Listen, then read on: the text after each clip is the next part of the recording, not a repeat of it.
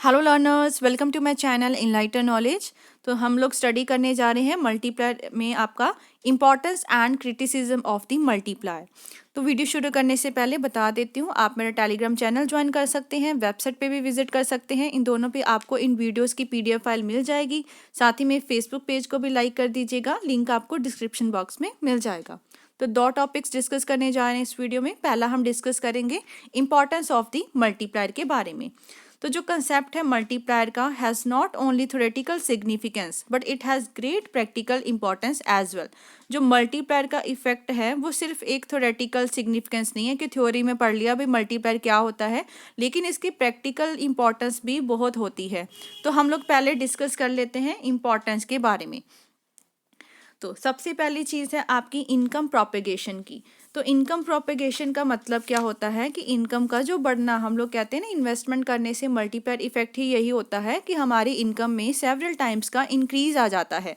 तो जो कंसेप्ट है मल्टीप्लायर का वो हमें ये बताता है कि जो इनकम प्रोपेगेशन है वो एक नेचुरल प्रोसेस है, जिसका मतलब ये है कि increase in the employment, income and output वो किस वजह से आई है? Due to increase in the investment. क्योंकि हमने शुरुआत ही कहाँ से की कि इन्वेस्टमेंट बढ़ेगी तो ये सब चीज़ें क्या है अपने आप बढ़नी शुरू हो जाएगी।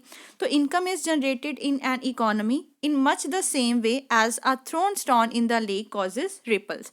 तो इसका मतलब क्या, जैसे आप क्या है नदी में कोई स्टोन फेंकते हो तो उस वजह से क्या है एक घेरा सा बन जाता है ना, एक राउंड राउंड सी शेप बन जाती है। उसी तरीके से उन्होंने बताया है कि एक नेचुरल प्रोसेस की तरह है, इन्वेस्टमेंट करोगे तो इनकम अपने आप ही उसी तरीके से बढ़नी शुरू हो जाएगी। तो जो स्टडी है इनकम प्रोपेगेशन की वो बहुत इंपॉर्टेंट हो जाती है कि कैसे हमने अपने फुल एम्प्लॉयमेंट की सिचुएशन को क्या करना है, इंक्रीज करना है या अटेन करना है। तो इनकम प्रोपेगेशन एक मोस्ट इम्पॉर्टेंट आपकी मल्टीप्लायर इफेक्ट की कंसेप्ट हो जाता है कि इनकम का बढ़ना, तो ये हमें मल्टीप्लायर की वजह से ही पता लगा है। Second thing is importance of investment. जो मल्टीप्लायर की स्टडी है सबसे ज़्यादा वो किसको हाईलाइट करती है? इन्वेस्टमेंट को इंक्रीज करने पे। अगर हम लोग क्या है इनिशियल इन्वेस्टमेंट है उसको बढ़ाते हैं, जिस वजह से हमारी जो इनकम है उसमें मल्टीपल टाइम्स का इंक्रीज आ जाता है। As a matter of fact investment एक ऐसा डायनामिक एलिमेंट है on which changes in employment depend, जिस पे हमारे जो एम्प्लॉयमेंट में जो भी चेंजेस आते जा रहे हैं वो किस पे डिपेंड करते हैं? इन्वेस्टमेंट पे डिपेंड करते हैं। Third one is trade cycles. Trade cycles क्या होता है कि हम इसको बिजनेस साइकिल्स का नाम भी देते हैं। इसका मतलब होता है कि हमारी इकोनॉमी में फ्लक्चुएशंस आ रही हैं। फ्लक्चुएशंस मीन्स बूम आ गया, डिप्रेशन की सिचुएशन आ गई, तो वो कोई डेफिनेट टाइम पीरियड पे आ सकती है, कोई डेफिनेट प्लेस पे आ सकती है। तो sometimes there is boom and at another time there is depression in the business. या तो तेजी है या मंदी का दौर है। तो जो कंसेप्ट है मल्टीप्लायर का वो हमें हेल्प करता है कि हम ट्रेड साइकिल्स को अंडरस्टैंड कर सकें। ये हमें ये भी बताता है कि greater the investment larger will be the increase in income through the multiplier effect. ये तो आप लोग शुरू से ही देखते आ रहे हो, इन्वेस्टमेंट जितनी ज़्यादा होगी, जितना उसमें इंक्रीज करोगे इनकम का इफेक्ट उतना ज़्यादा अच्छा होगा मल्टीप्लायर इफेक्ट की वजह से। तो 10 इन्वेस्टमेंट को बढ़ाया जाए, ठीक है, ड्यूरिंग डिप्रेशन पीरियड में। डिप्रेशन क्या है? मंदी का दौर है, तो वहाँ पे कोई सब कुछ कमी होती जा रही है, बिजनेस आपके पेसिमिस्टिक में जाते जा रहे हैं, तो उस वजह से आपको इन्वेस्टमेंट को बढ़ाना चाहिए ताकि इनकम इकोनॉमी में दोबारा से अपने लेवल को अटेन कर सके। तो इन्वेस्टमेंट बढ़ाएंगे जब डिप्रेशन का पीरियड होगा, और जब आपका इन्फ्लेशन का पीरियड होगा तब उसको डिक्रीज कर दिया जाएगा। तो ट्रेड साइकिल्स को भी समझने में मल्टीप्लायर हमें हेल्प करता है। Fourth point is the full employment. Full employment में ये है कि in formulating policy regarding full employment the concept of multiplier can prove to be great significance. Full employment की कैसी पॉलिसी होनी चाहिए, कौन सी पॉलिसीज हम लोग अपनाएं, फॉर्मुलेट करें, वो भी हमें मल्टीप्लायर इफेक्ट से पता लग सकता है। तो this concept shows that as to attain full employment situation a big thrust of net investment should be made in the economy. Full employment को अटेन करने के लिए बहुत बड़ा हिस्सा आपको नेट इन्वेस्टमेंट का लगाना चाहिए इकोनॉमी में। जैसे ही इन्वेस्टमेंट बढ़ेगी, इंक्रीज आपकी जो इनकम में होगा वो भी बहुत ज़्यादा तेज़ी से होगा, जिस वजह से आप आउटपुट और एम्प्लॉयमेंट दोनों को ही इम्प्रूव कर सकते हो। फिफ्थ पॉइंट है आपका equilibrium between saving and investment. According to the Keynesian theory of employment, equilibrium जो पोजीशन है वो इस्टेब्लिश कब होता है? इक्विलिब्रियम कब आता है? जब आपकी सेविंग किसके बराबर हो जाए? इन्वेस्टमेंट के बराबर हो जाए। तो जो मल्टीप्लायर का कंसेप्ट है वो हेल्प करता है हमें, ताकि हम कैसे अपनी इक्वालिटी पर पहुंच सके, saving is equal to investment वाली। तो इक्विलिब्रियम है जो सेविंग और इन्वेस्टमेंट में, वो हम लोग अचीव कर सकते हैं by changing the level of income, income को चेंज करके। अगर तो हमारी सेविंग क्या है, कम है इकोनॉमी में, तो वो हमें पता कैसे लगेगा? मार्जिनल प्रोपेंसिटी टू सेव वाले कंसेप्ट से पता लगेगा। तो how much increase in income is needed, अब इनकम को कितना बढ़ाया जाए ताकि हम लोग अपनी सेविंग को क्या है उसके लेवल को बढ़ा सके, वो इनकम से तय होगा।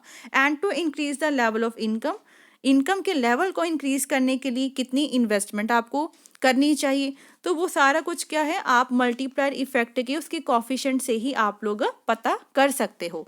6 पॉइंट है आपका डेफिसिट फाइनेंसिंग। जो कंसेप्ट है मल्टीप्लायर का वो हाईलाइट करता है कि हमारी इकोनॉमी में डेफिसिट फाइनेंसिंग की क्या इंपॉर्टेंस होती है। तो प्रोफेसर सैमुअल्सन का क्या व्यू था इसमें उन्होंने बताया है दैट डेफिसिट फाइनेंसिंग हेल्प कर सकती है, ताकि हम लोग जो डिप्रेशन के दौर में चल रहे हैं उसके बैड इफेक्ट से हमें थोड़ा निजात मिल सके, उसको रिमूव किया जा सके।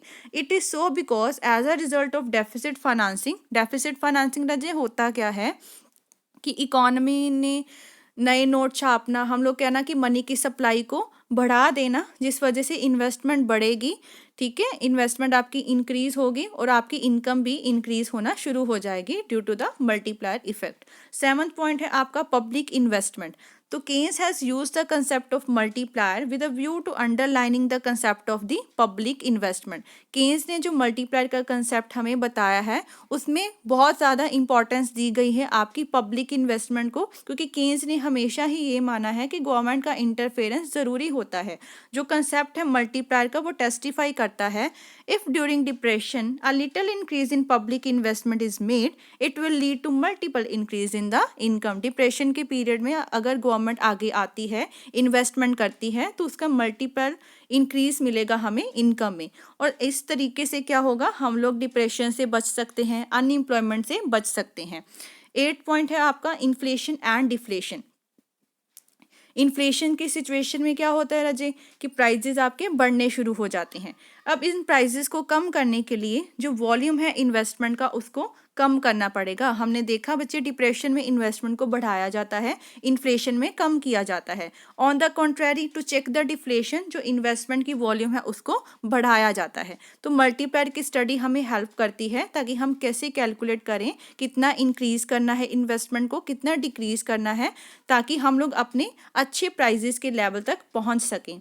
9th है आपका गवर्नमेंट की इंटरफेरेंस। जो कंसेप्ट है मल्टीप्लायर का पूरे तरीके से सपोर्ट करता है केन्स के व्यू को कि गवर्नमेंट की इंटरफेरेंस होनी चाहिए आपकी इकोनॉमी में, तभी हम लोग इक्विलिब्रियम लेवल तक पहुंच सकते हैं। जो अनएम्प्लॉयमेंट की कंडीशन है उसको रिमूव किया जा सकता है। So by effecting a little investment on the economy, government क्या है हेल्प कर सकती है ताकि हम लोग बहुत ज़्यादा इंक्रीज कर सकें इनकम को। क्लियर है, बहुत ज़्यादा मैनी टाइम्स इंक्रीज आ सके आपके इनकम में by the effect of the multiplier. तो ये थी आपके जो हमने इम्पोर्टेंस पढ़ी है मल्टीप्लायर की। और नेक्स्ट हम लोग स्टडी करेंगे इसके क्या क्या क्रिटिसिज्म हो सकते हैं। यहाँ पे रजिए income, increase income many more times. ठीक है, next thing is criticism of the multiplier. First point क्या है इसमें, नो मैकेनिकल रिलेशनशिप। तो हैजलिट ने बताया है कि केन्स ने कोई अच्छा कंसेप्ट नहीं दिया, कोई मैकेनिकल रिलेशनशिप नहीं बताई, कोई प्रैक्टिकल लाइफ में यूजेबिलिटी नहीं बताई कि between the investment and the income as is assumed in this concept. इस कंसेप्ट में अजम्पशंस तो ली गई थी लेकिन उसको अच्छे तरीके से दिखाया नहीं गया। It is fraught with so many mistakes, fraught मतलब फिल्स कि भरी पड़ी है इतनी ज़्यादा मिस्टेक से, that one is at a loss where from to start their examination, कि अब हम इतने कन्फ्यूज हैं, इतने लॉस में हैं कि हम लोग शुरू कहाँ से करें, शुरुआत कहाँ से करें। सो रिलेशनशिप है जो इन्वेस्टमेंट, इनकम एंड कंजप्शन के बीच में, वो डिपेंड करता है बहुत सारे फैक्टर्स पे, ना कि जस्ट हम कहेंगे कि आज इन्वेस्टमेंट कर दी चलो भी मल्टीप्लायर इफेक्ट के वजह से इनकम में इतना इंक्रीज आ गया। नहीं, बहुत ज़्यादा फैक्टर्स पे डिपेंड करती है ये चीज़। ऑप्टिमिस्टिक बिहेवियर पे, पेसिमिस्टिक, ट्रेडर्स कैसे आपका व्यू पॉइंट देख रहे हैं, about which there is no mention in the concept of multiplier. तो मल्टीप्लायर के कंसेप्ट में इस चीज़ को उसने डिस्कस ही नहीं किया। Next thing is equality between saving and investment. अभी पढ़ के हटे हैं कि सेविंग एंड इन्वेस्टमेंट के बीच में इक्वालिटी होनी चाहिए। केन्स ने ये व्यू पॉइंट आपको दिया है, लेकिन केन्जियन का जो कंसेप्ट है मल्टीप्लायर का, वो अपनी ही चीज़ को कॉन्ट्राडिक्ट कर पा रहा है। So on concept of the natural equality between x post saving and x post investment. X का मतलब x post saving and x post investment का मतलब होता है रियलाइज्ड, ठीक है, या फिर हम लोग कह सकते हैं एक्चुअल। तो कंसेप्ट ऑफ द मल्टीप्लायर किस ऑप्शन पे बेस है, that is part of total income which is not spend on the consumption is hoarded. कि ऐसा पार्ट इनकम का जो हम लोग कंजप्शन पे स्पेंड नहीं कर रहे, उसको क्या कर दिया हमने, सेव कर दिया, अपने पास होल्ड करके रख लिया। होल्ड का मतलब होता है आगे उस सेविंग्स का इन्वेस्टमेंट नहीं किया आप लोगों ने, ठीक है।